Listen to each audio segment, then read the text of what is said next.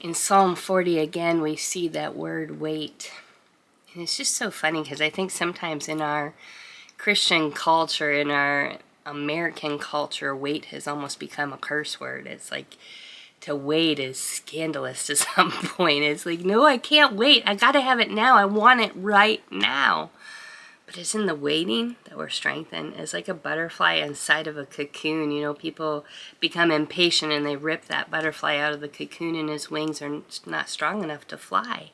Because it was in the waiting, it was in the wrestling, it was in the struggling that the blood moved to those wings to have that endurance and that strength that it needed so that it could push out of the cocoon.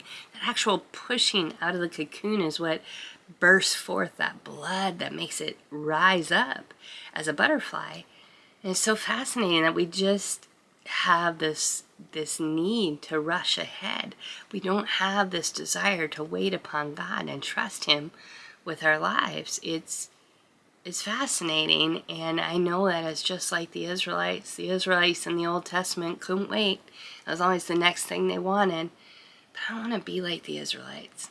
I don't want to be like the people who didn't have patience, who saw a lot of circumstances happen in their lives because they didn't wait. Abraham had an Ishmael because he wasn't willing to wait.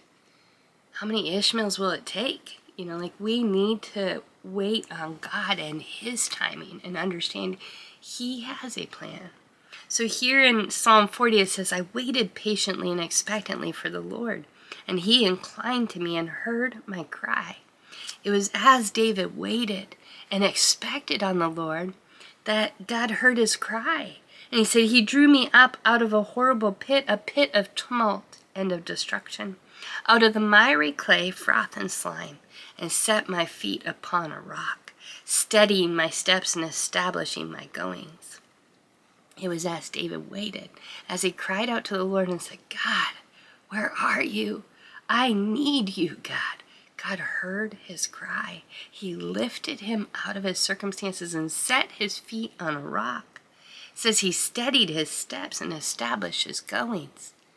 But it wasn't as David was going. It wasn't as David was figuring out the next thing he was going to do. It was as he was waiting. As he was waiting, God picked him out of his pit and put him on a rock.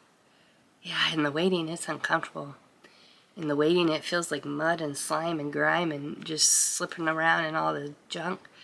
But in the waiting, God pulls you up out of that and says, I got something better. Let me place you on this rock of confidence in who I am, being steadfast in who I am. And then David says, and He has put a new song in my mouth. As he waited, he was getting this new song.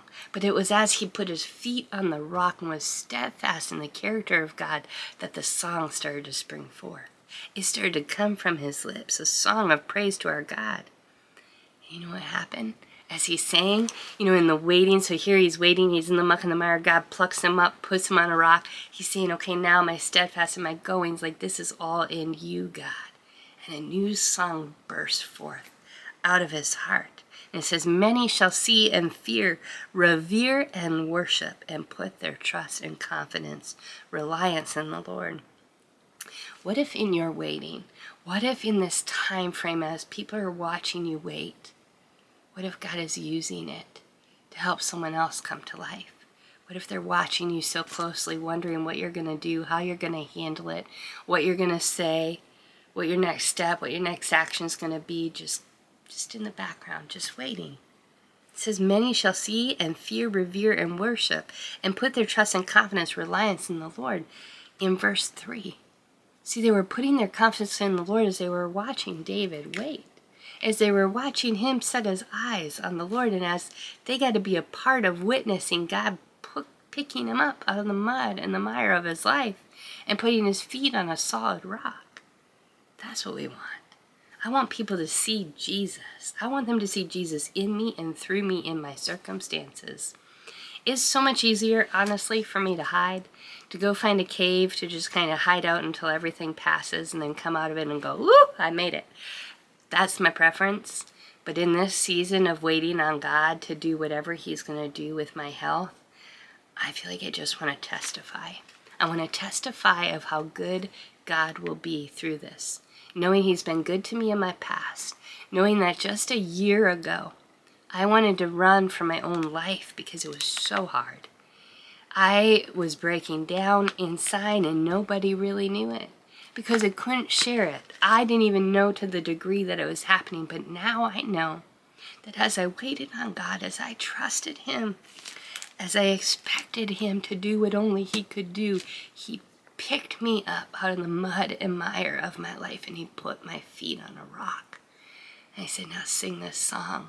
Now sing this new song. Live from this new place. I've been living from that place, God, going, God, I know you are good.